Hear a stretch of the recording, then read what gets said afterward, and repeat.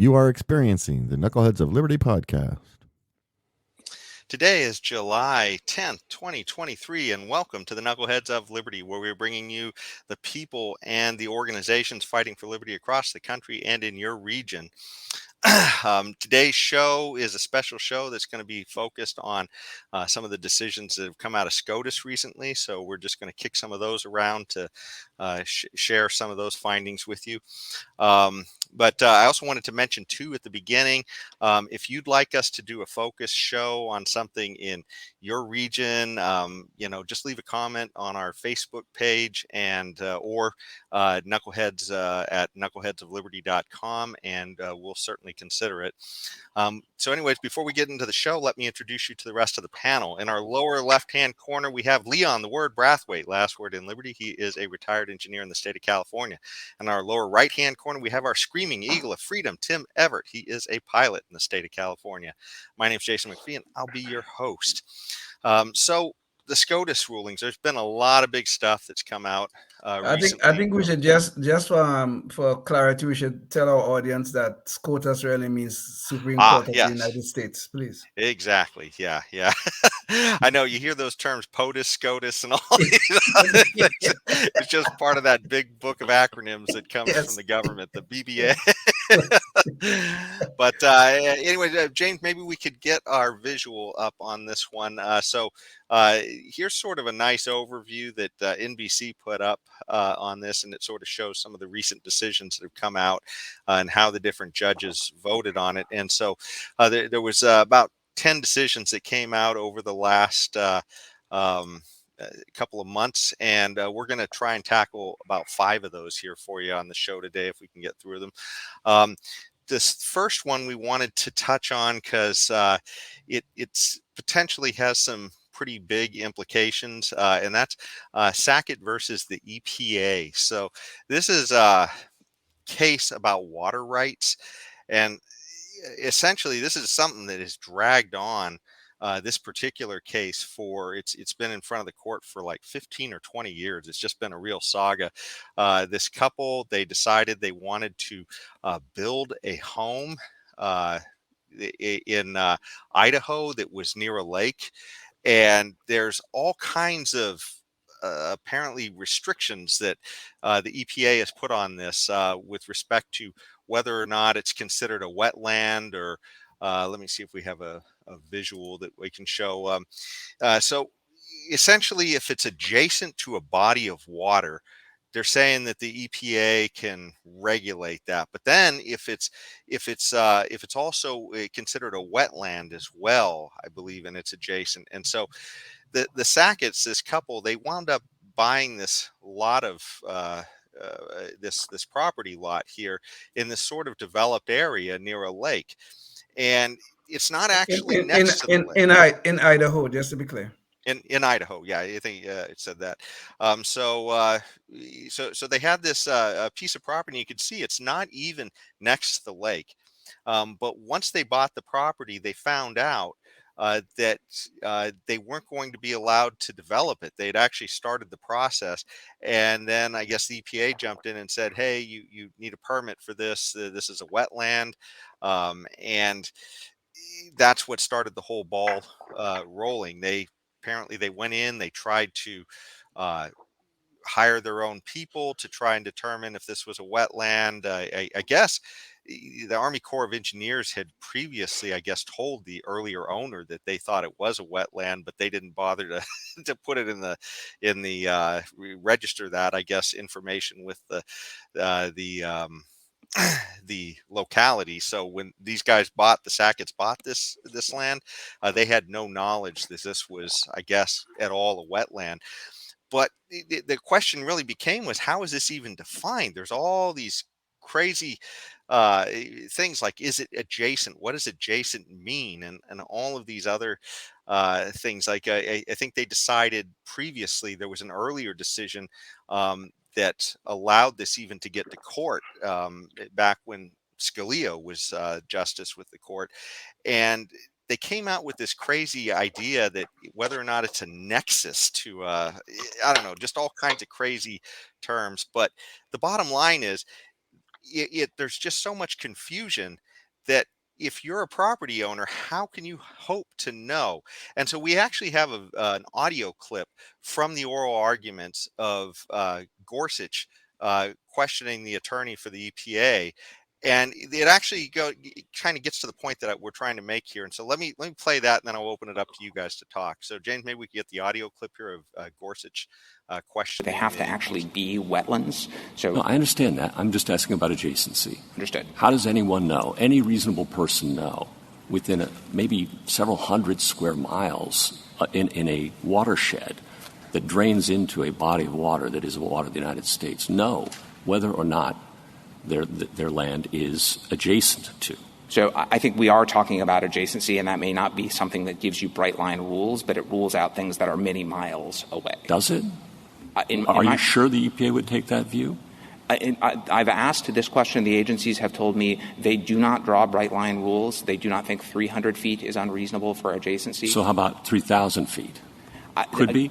I don't know the answer to that, Justice Could it Gorsuch. be 3 miles? I don't think it could be 3 Is there a process for... I'm sorry. I'm just so it couldn't be 3 miles? I don't think it could, Justice. Could it be 2 miles? That, again, when we start to talk about miles, that sounds too far to be 1 mile? Approximate to me. Again, and I see where this is headed, but again, I think... So if the federal government doesn't know, how is a person subject to criminal time in federal prison supposed to know? So the agencies, in recognition of this problem, make available free of charge jurisdictional determinations as to any property. They also publicize their manuals and make available on websites every jurisdiction. They're manuals that don't tell us the answer. So I understand, Justice Gorsuch.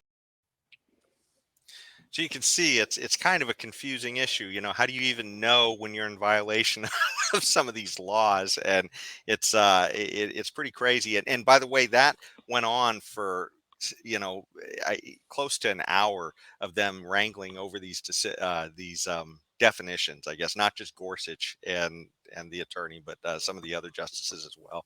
So anyways, let me throw this to you guys. What do you guys think about this? I mean, it's kind of a big decision, and it really has potentially eroded the EPA's power in this area. You know, this is a classic case of Congress not making laws on rules that are clear and concise. So they put out this thing in the law itself, in the Clean Water Act, which was the thing in question. They put out this thing that talk about adjacent to a body of water or whatever it is, without defining what adjacent meant. Does it mean a foot away, 2 feet away, 10 feet away, or whatever? It was never really defined. So the EPA, of course, as our government will always do, define it as broadly as they wish. And then we have these bureaucrats just being able to walk onto people's property, our private property, and tell us you cannot do this or you cannot do that on your own property. This is a real problem. And I was glad how this case turned out, because at least the justices try to come to some sort of reasonable definition of what adjacent should mean. And they came up with this thing of where you say about in terms of finding what is a navigable water. It must be connected. It must be continuously connected to some navigable body of water. So you can't just come onto somebody's property now and see a little body of water in a corner somewhere and say that's a wetland, and thus the EPA has jurisdiction over it. So this was a very good thing that came out of the court, and it really enhances property rights. I mean, I don't think we should be living in the United States where a property owner could be fined. I mean, they were talking like $30,000, $40,000, $50,000 a day because of some ill-defined thing called adjacent. One word, adjacent. This is a real problem. And this is not only happening at the EPA. It's happening at other places where a government bureaucrat comes onto your property and tells you can't do this for XYZ reason, and there are no clear definitions in law about it. This is a real problem. Tim, before you jump in, let me bring the visual back up real quick again of the Sackett's property, because this actually kind of shows some of the complexity of this. So this blue line over here is actually like a stream, is what they described it as. And then this is some kind of an irrigation ditch or something that is Yes. feeding into that stream.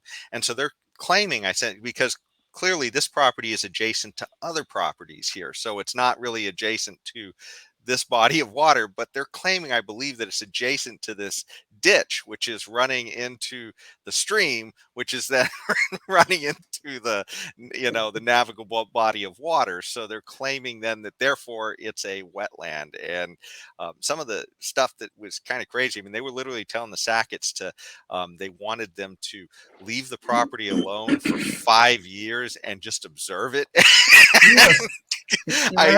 Just crazy stuff, putting on these costs. But anyways, you go ahead, Tim. I just wanted to show that map again. Yeah, Leon did, as usual, a concise analysis of this kind of thing. And I would add just that this is seen also in the way the TSA at various jurisdictions. So I'm exposed to airports a lot, and there's a TSA overlord over a certain airport, and not each airport, but each region of airports. So you would say like in a city.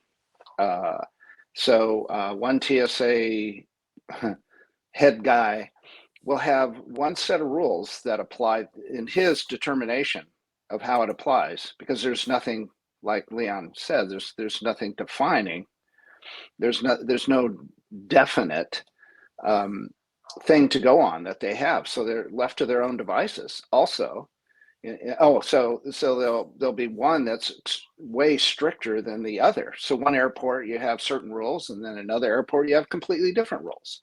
And I see this all the time. And some of them are just the most ridiculous rules you've ever heard of. Like there's one airport where there's a gate, and the employees cannot walk through the gate. They can only drive through the gate. So they have their facility mere 10 feet, 10 or 12 feet from the gate. They have to get in a car, drive across to the area where the plane is parked, which is about 20 feet away. It's just it's like literally driving across a gate. They have to put their employees in there, drive them over, and the same thing coming back. They got to drive them back. This is some stupid rule that the TSA guy decided, well, that's how you got to do it. You can imagine the hit to productivity that this is a major company that I will not name, but you can imagine the hit to their productivity in this airport. Having to get everybody into a car, this little car that they have for driving across the gate. It's the most ludicrous thing you ever saw. Well, it's just like this, well, what is adjacent? Well, gee, we don't know. Hey, we're going to make it up. Well, we'll make it up. And free of charge, we'll go tell you what you can or cannot do on your property, because the person making the decision about what you can or cannot do on that property is some bureaucratic weenie, for lack of a better word, who's going to decide based on what his interpretation of adjacent is. And then the same thing with the pistol brace thing, where here's another one where they had a definition for years on a pistol brace, on what is a pistol brace, and is it a thing that makes a rifle into a short-barreled rifle? Well, and Tim, just to interrupt you for a second, so where was the pistol brace one? Was that a Supreme Court thing, or was that a different court that decided this pistol brace thing? Honestly, I can't remember. I don't know, but yeah, I think the scuttlebutt is no, that was the 80% receiver. That was that decision. But the pistol brace, they've struck it down, as far as I know, at least temporarily. I don't know if they've even ruled on that. So, but no, I'm just pointing out that the pistol brace thing went for years and years and years, where a pistol brace was not defined, if the use of it was not defined as converting magically a a pistol into a short-barreled rifle. So then the ATF, with pressure from the Biden administration, decided, oh, we're going to reverse that, and now it does create a short-barreled rifle, just the addition of a pistol brace. And for those of you in the audience who aren't aware, a pistol brace is essentially it's a strap that you put on your arm and it connects to the gun. Is that correct, Tim? Yeah, so that it gives you more support, so you can hold it with one hand. I guess. Yeah, like a pistol. Okay. Like yeah. It itself is kind of a convoluted thing, but the point isn't that whether or not this is what it is. This pistol brace. The point is that the ATF is just kind of like, oh, gee, by the way, yeah, I know we told you guys, we're playing Monopoly, but we're going to change the rules. I know we told you guys it was okay in the past, but now, oh, no, because we have a new president, top-down central planning one more time. And again, this whole stuff, this is just all this stuff, this lack of definitions, all these things, this lack of actual batting it back and forth in Congress to come up with exact law that can apply and make it easy for a landowner to know whether or not his property is restricted. All this stuff is top-down central planning, putting more decision making not into the hands of a well-written law that you can see definitions and definite, is it black or white kind of thing, but it's all based on the whim of whatever bureaucratic weenie is in power over that jurisdiction, and that's all I have to say. Part of the issue with all this too, it seems like, especially, see, you just introduced the minutia of this idea of a certain type of gun thing, and then we're talking about, whether or not your property can have a certain amount of water on it and be regulated by the government. Just all kinds of these convoluted things. Well, essentially, it kind of brings up the idea that it is impossible for us as citizens to know when we're in violation of the law and all these things, which is a real dangerous place. And that is exactly the point. Okay, without clear and concise laws, without objective standards in terms of making determinations about anything, without those things, we are at the mercy of the federal government, of the central planners, I should say, because in California, we have the same problem here. We are at the mercy of these bureaucrats to even imprison us for committing acts that we thought was totally legal because of this fuzziness in the law. And this is a real problem. Yeah, that's why that book, the theme of the book, 3 per day or 3 a day or something like that. 3 felonies per day, yes. Yeah, that's it. When you have that many laws on the books, like we have here in the United States of America, the land of the free, this place, remember?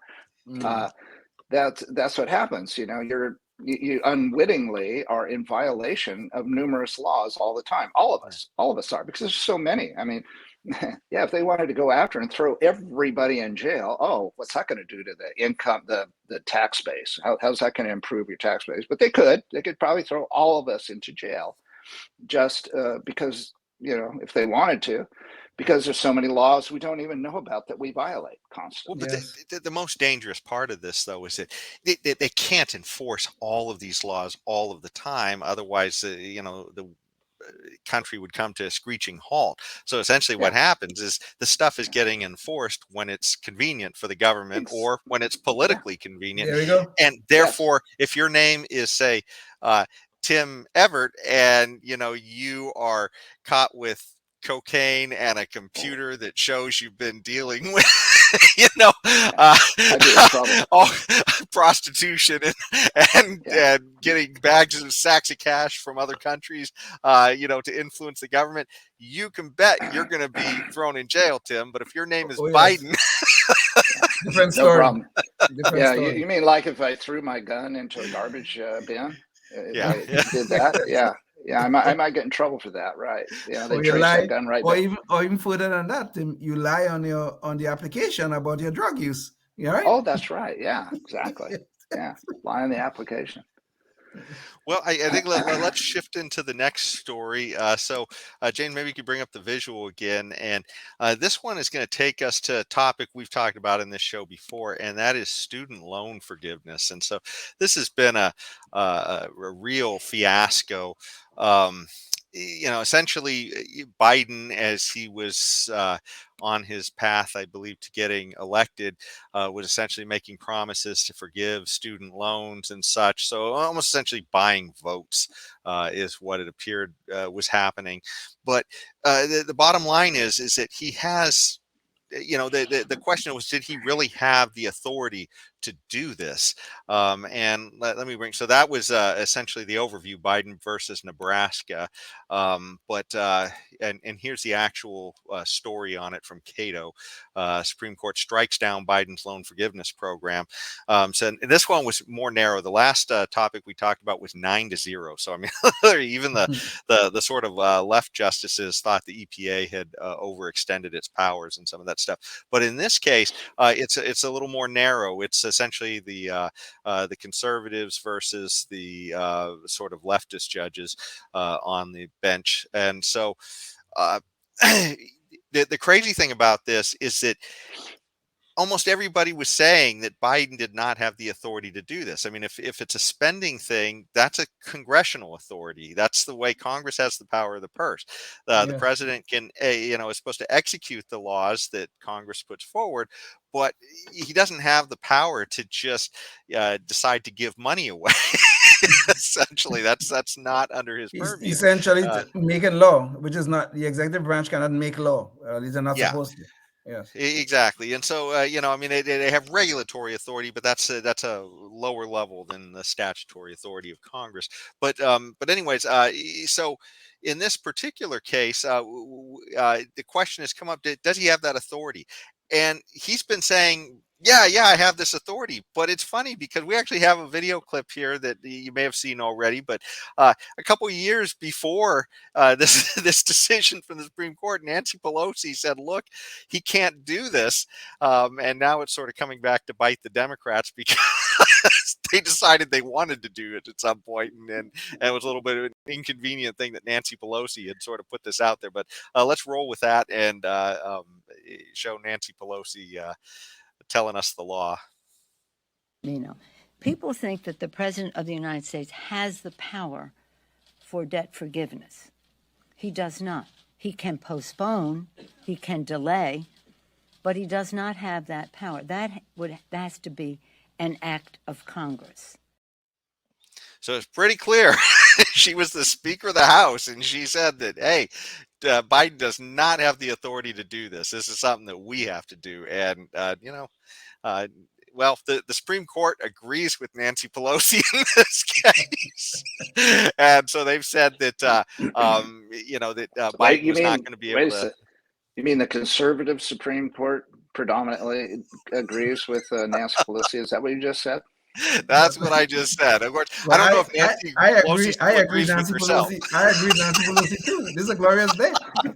Right. Even more amazing, Leon agrees with Nancy Pelosi. Yeah, it is interesting though, because apparently Biden is looking for ways around this still, and he's talking about ways that he can still, I guess, circumvent this whole just forgive all these debts to essentially allowing that if people have paid over a certain amount of years, and if they haven't finished paying for it after like 10 years, he can still forgive the debt, is what he's claiming. So I don't know if this is going to go back to the Supreme Court or whatever, but this is part of the new plan that he's rolling out. So it doesn't seem to, I don't think, the courts seem to faze Biden at all. They tell him he can't do something, he just goes ahead and does it. Anyway, what do you guys think about this whole case of debt forgiveness with the student loans?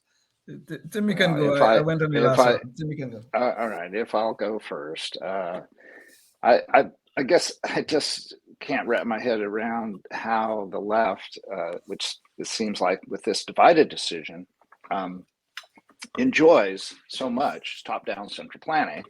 I don't understand why there's no limits to what almost the EPA. I have to retract that because the EPA ruling was a case where well, yeah, top-down central planning isn't correct in this area. But in this other, the student loan forgiveness, and I just hate that. Forgiveness of debt? No, the debt was never going to be forgiven. That was a misnomer. Forgiveness would have been if you stiffed the people that own, if there was a way to do it, if the people that own the treasuries of the debt, and you said, oh, you own these T-bills, and this portion was meant for student loan forgiveness, and so we're going to forgive that debt by stiffing you guys, and now it doesn't have to be paid back. But no, that was never it. It was simply a different person had to pay back the debt owed to the treasury bond holders, and that person is just American taxpayer. Okay, so now it's not. We're not going to forgive. Tim, to make it even more concise, they're not forgiving the debt; they're just redistributing the debt. Exactly. Yeah, because I can be socialism at work. Socialism at work. Yeah, because I can be verbose when I'm tired at 8:15 in the morning. I'm sleep deprived. So yeah, that was it. And but yeah, all that notwithstanding, I'm just surprised that why is it the left always just, or not always, but a lot of times will just embrace this whole idea of top-down central planning, a Joe Biden or a whoever just deciding on a whim, hey, I'm gonna forgive this student loan debt. Vote for me. Well, I know why they like it, but I mean, it's like, is there any? Do you have any principles involved in this, or is it just your partisanship? So anyway, that's it. That's all I have to say about it. But I'm real happy that the ruling came out like it did. I agree with it, and Leon's going to say why. The outrageous thing about this is that the Biden administration claimed authority to do this under the HEROES Act, but the HEROES Act was intended for military active personnel, and even probably for vets also, but it was connected to military personnel, and they're claiming authority that authority now spreads to anybody who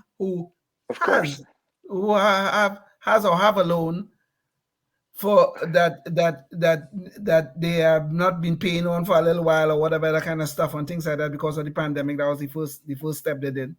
That the loan could now be forgiven with the authority of the HEROES Act. So everybody knows part, I guess, of the military, according to them. I guess I don't know how that works out. The use of the HEROES Act was such a travesty that it was unbelievable. But they looked at it and they came up with this fancy stuff.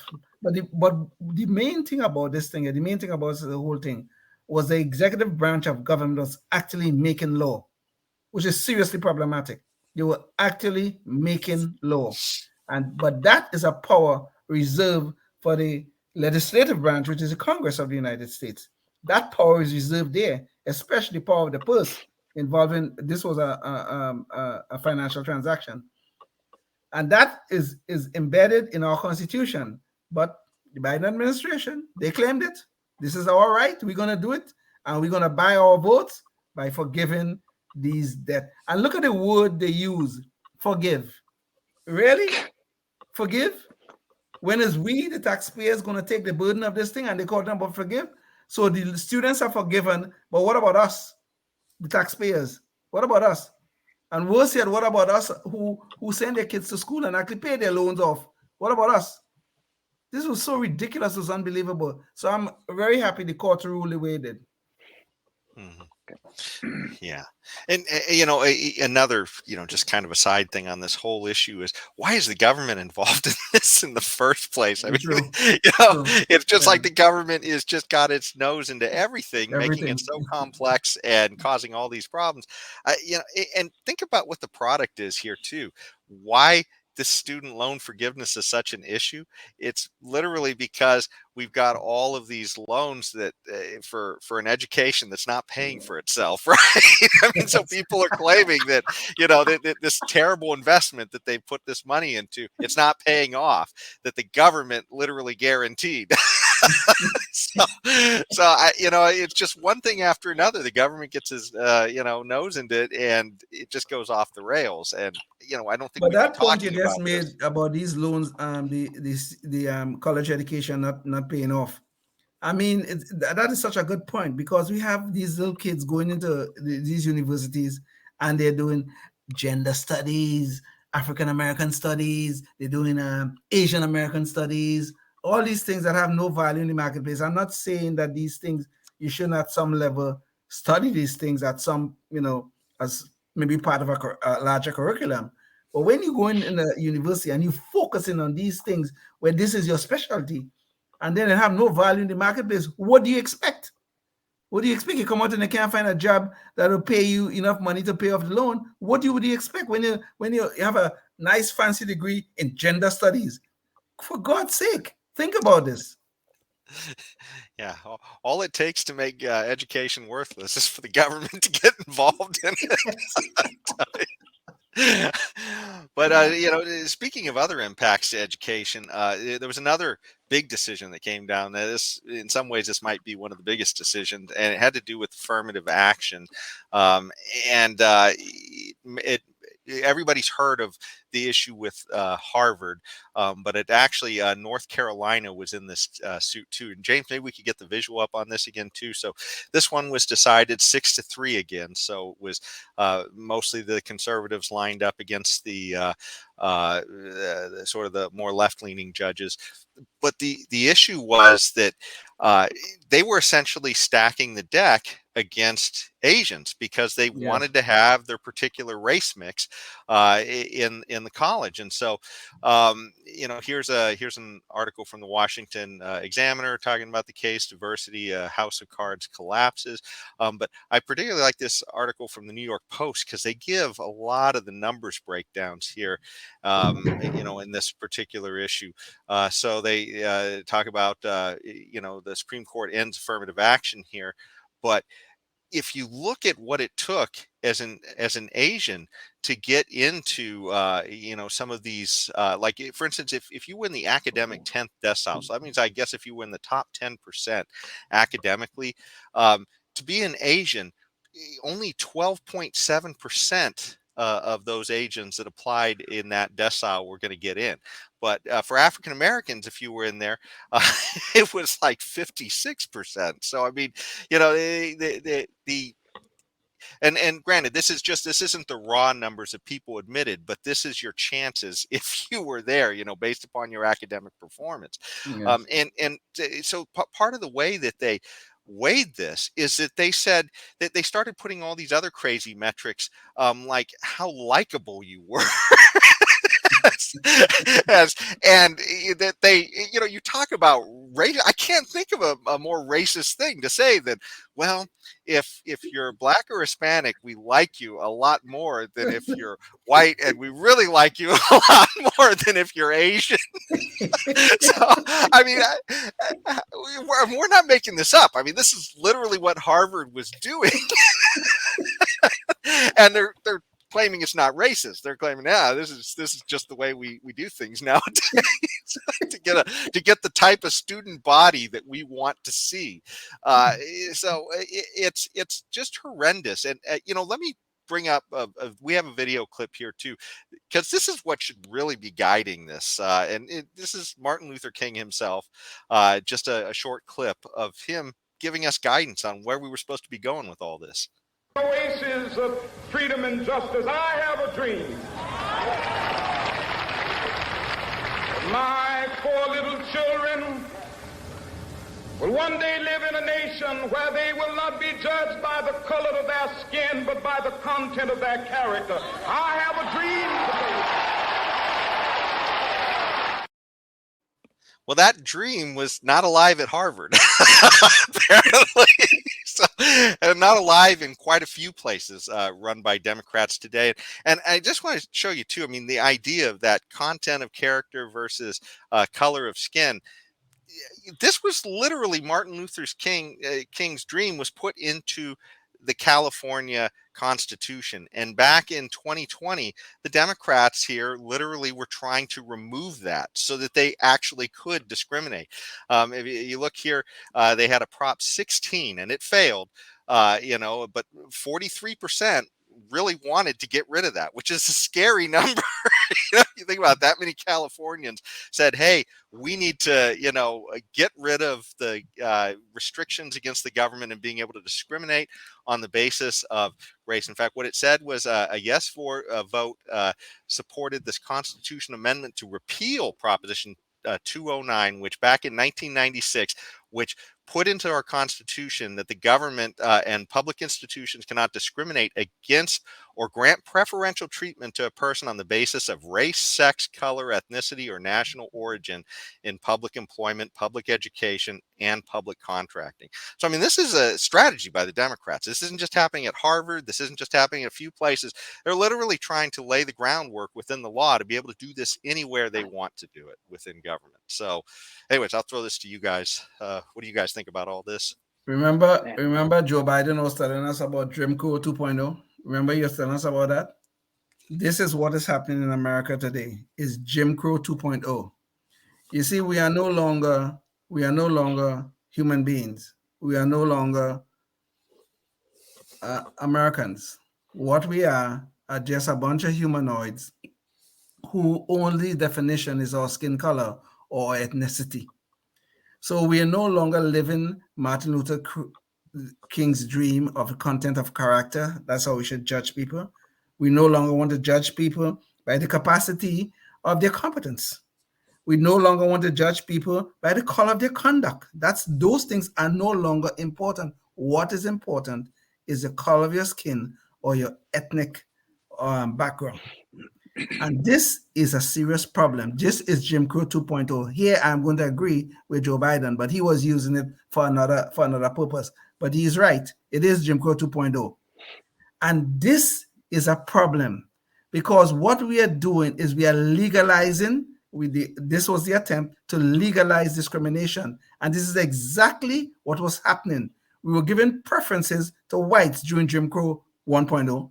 And now we want to give preference to blacks, to Hispanics, and that is Jim Crow 2.0. And everybody thinks this Jim Crow is a good one. Not everybody, but the left thinks this Jim Crow is a good one. But previously, the last Jim Crow was a bad one. It was good when it was going on. When the Democrats were enforcing it all over the South, it was good then, okay? But now we look upon it as bad. But now we have this new Jim Crow. Well, this is better. This is a better kind of Jim Crow.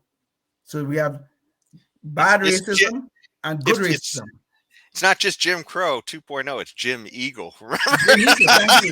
Thank you for the correction. Thank you for the correction. Biden told us. Yeah. So what the left wants now is for us to live in a society, where discrimination is legalized, racism is legalized, as long as it is directed as the quote-unquote correct ethnic group or demographic group. And this is the society that the left wants to take us to. I am glad the Supreme Court ruled as they did. Yeah, me too. So people that disagree with the Supreme Court decision, I would simply ask them, would you like your heart surgeon to be the guy that got into med school based on the color of his skin? Would you like your airline pilot that's flying you in that aluminum tube at 36,000 feet? Would you like that guy to be not the best pilot, but the one that got in because there was some quota that had to be met? Kind of like our vice president.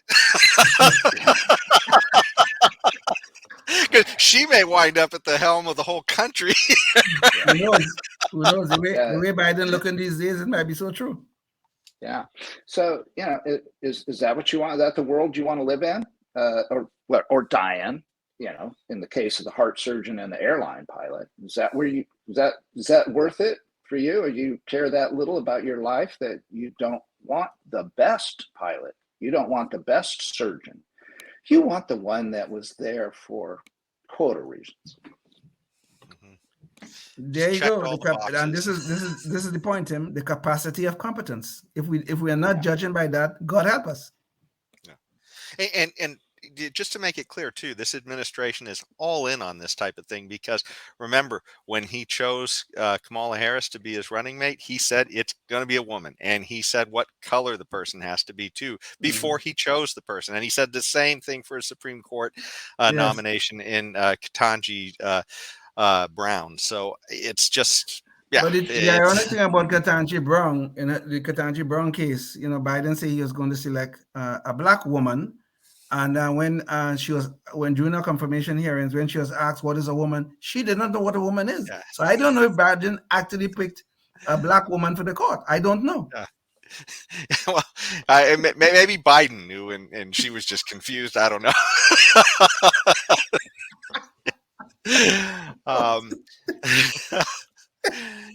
But anyways, I think this is a good point to move on to the next case. And let's see, I'm trying to remember which name of that case. Oh, okay, here it is. It's Creative versus Alenis. And could we get the visual up on that, James? So this is one about essentially we're just leaving a case of saying whether or not the government can discriminate against you, or institutions that are highly funded by the government being able to discriminate against you. But now the Supreme Court here is wading into whether or not an individual can discriminate, at least with respect to speech. So they didn't quite get into the full discrimination, which would be a little bit more along the lines of libertarian freedom, I guess you might say. But here it's just with respect to speech. So in this case, it was a web designer, and she was asked by a gay couple to do a web design, I believe, for a same-sex wedding. And she said that, well, this is going to require a lot of essentially I guess artistic ideas, and and also verbiage that she's going to have to create that would endorse something that she doesn't actually endorse.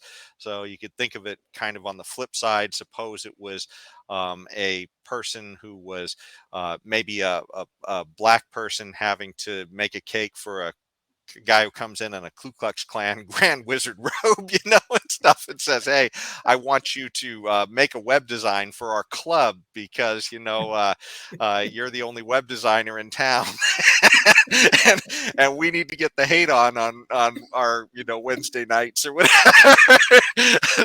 So we need you to participate in this for us." Well, I mean, and so this is essentially what was happening here, and so the court said that now, again, 6-3, so the conservatives versus sort of the left judges, that essentially that that a person has the freedom to opt out of these sorts of things. That they, if it's sort of a general product, like if they're selling Twinkies, they got to sell them to everybody. But if you're making sort of a more personalized product, you can opt out if you don't agree with the message that's being pushed. So what do you guys think about this case?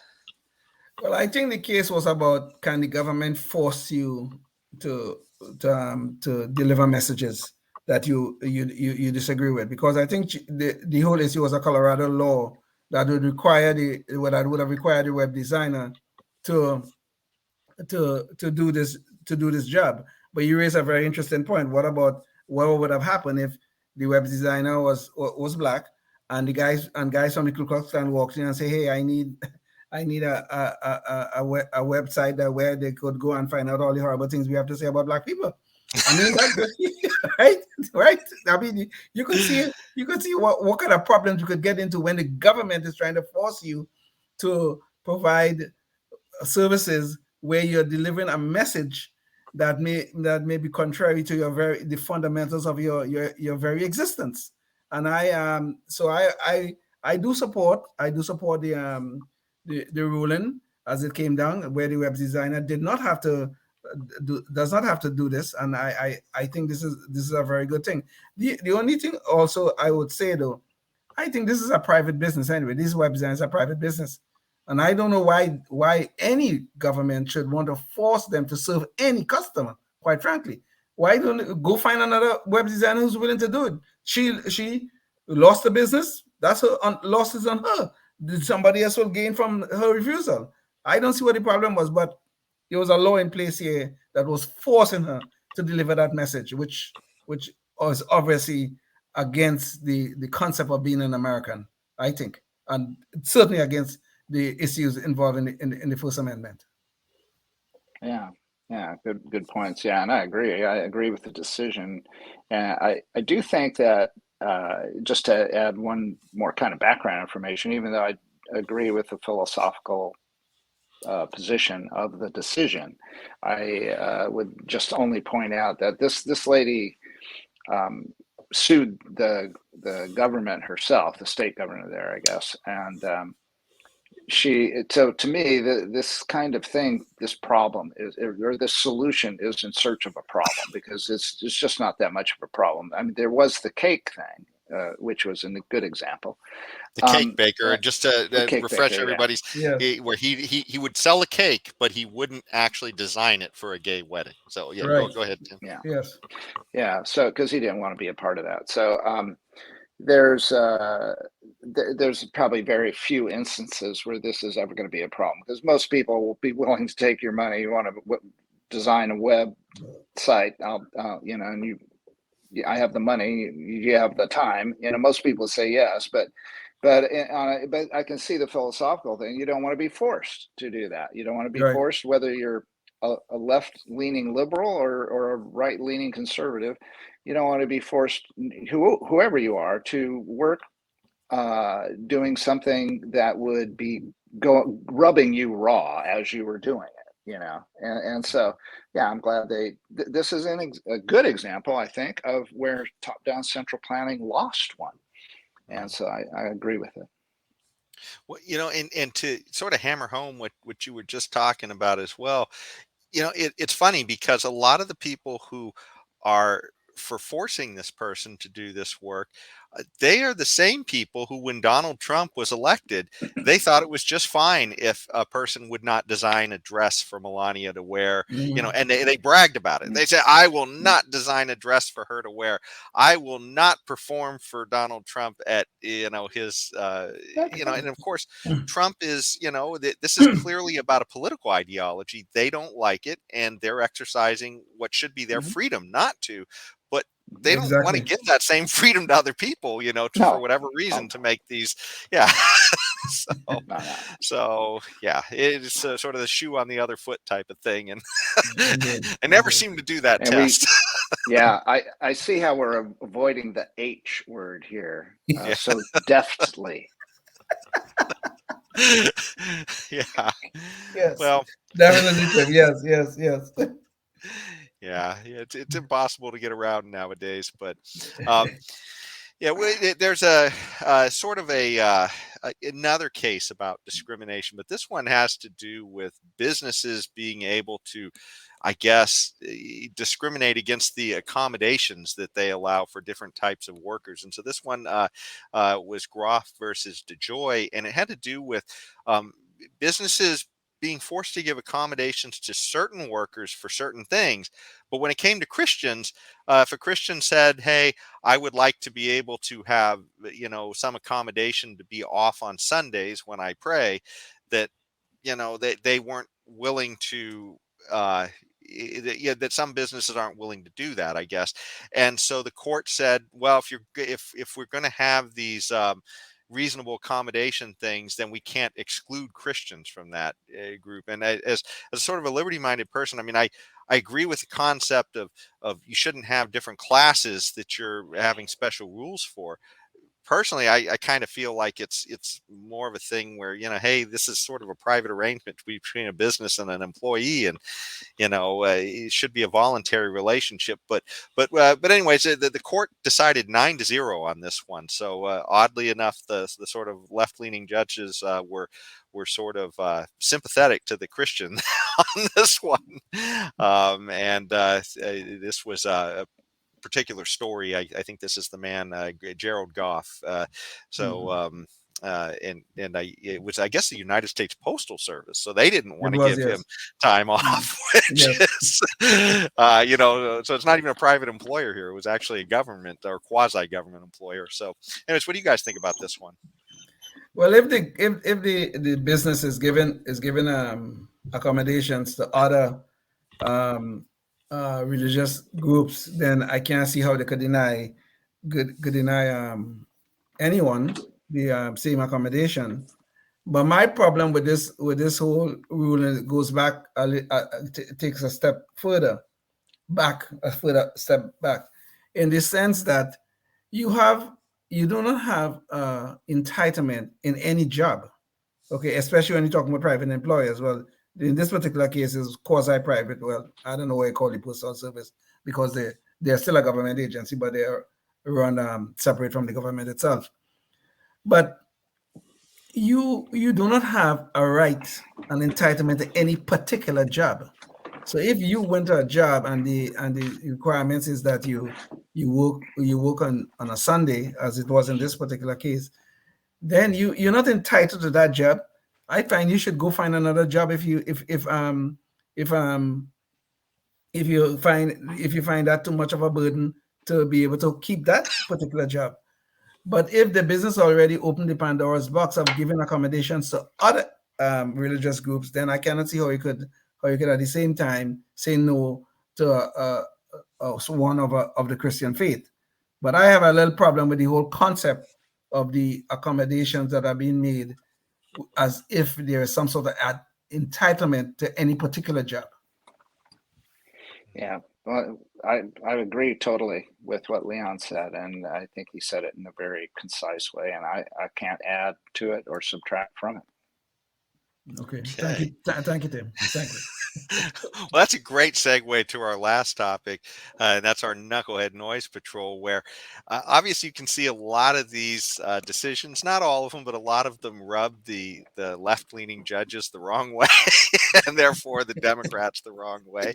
And of course, that has led to calls for adding to the court, when you talk about adding and subtracting. so they now the Democrats, their solution, a lot of them are calling, hey, we need to pack the court, because if we could just get this up to 13 justices, then the law would be more the way we like it. Jane, maybe you could get the visual up on this. Which, just to define it, would be the way we like it, would be the more top-down, centrally planned. Yes, laws. exactly. Yes. Yeah. And so anyway, Biden actually looked into this earlier, and he appointed a commission, because, the Democrats were apoplectic when Trump got 3 justices on the court, and you can kind of see what some of the ramifications are of that. We had the issue on abortion that happened earlier in the year, I believe, and then you have these issues on things like affirmative action, that these are just real sacred cows to the Democrats, and they're being overturned now, with this new complexion to the court, and so it's even though Biden, he actually, instead of just rolling straight ahead like he usually does, he actually put together a panel on this, and the panel came back and told him, no, not a good idea, because it'll predictably end in never-ending packing of the court. When the Republicans are in power, they'll just simply add more justices. But anyways, again, though, we do have a quote from Nancy Pelosi on this one, and I thought it'd be worth playing on what she thinks about the court and packing the court. I don't know about the expansion. It's been over 150 years since we've had an expansion of the court. It was in the time of Lincoln that it went up to 9. So the subject of whether that should happen is a discussion. And it's not a rallying cry, but it's a discussion. The president formed a commission. They did not recommend expansion of the court. That shouldn't be the end of it. But there certainly should be term limits. There certainly be term limits. And if nothing else, there should be some ethical rules that would be followed. I had one justice tell me he thought the other justices were people of integrity, like a Clarence Thomas. I'm like, get out of here.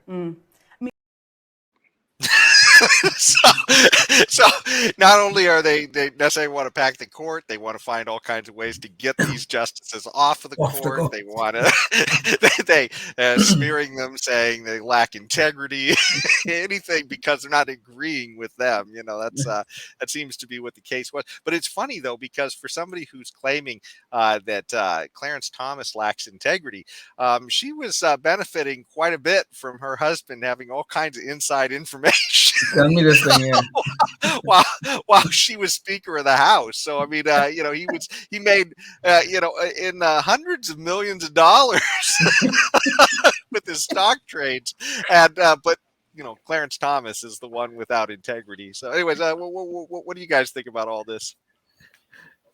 Well, these people. I mean, I can't use the H word, so I'll avoid. I will avoid it. Okay. But Nancy Pelosi, of all people, could talk about ethics and integrity. Come on, get serious here, okay? And the thing about Clarence Thomas sold a bit of property in Georgia. He has a 1/3 interest in it, and he did not disclose it. Okay, it was a mistake on his part, which he should have disclosed it. But these people trying to find ways to get these people off the court. They're trying to destroy the legitimacy of the court, so that anytime they have a ruling of the court that they don't like, they're going to say, oh God, there goes the illegitimate court again, and stuff like that. And then Nancy Pelosi have the balls to be talking about integrity and ethics. And look at her husband, what he's been doing because of her, quite frankly, some of the inside information that he have used to make hundreds of millions of dollars, or whatever the number is, but it's in the millions for sure. And these people are unbelievable. Any thoughts, Tim? No, I'm sorry. I'm being distracted. No, other than that, did I say hypocrisy? Anyway, there's some hypocrisy going on around here, and so that I've gotten that out of the bag and said the H word. What a way to end the show. It's too bad Fauci can't dream up a vaccine for hypocrisy. maybe some masks that might help, and some social distancing for all those Congress people. That could help. Yeah. I think we could get that out with a warp speed. I think we can get that out, maybe in a few weeks. Oh, yeah. We'll get all politicians vaccinated, especially the Democrats. Yeah. Well, you've done it. You've dropped another hour with the Knuckleheads of Liberty. But I hopefully you've gained something out of this. We think it's been a good exercise going through some of this SCOTUS decisions and some of the big implications some of these things have on our liberty. So thanks for joining us, and until next time, stay free. Yes, indeed. Life, liberty, and the pursuit of happiness, always and forever. Thank you for listening to the Knuckleheads of Liberty podcast. Find us on Facebook, Rumble, YouTube, your favorite podcast network, and at knuckleheadsofliberty.com.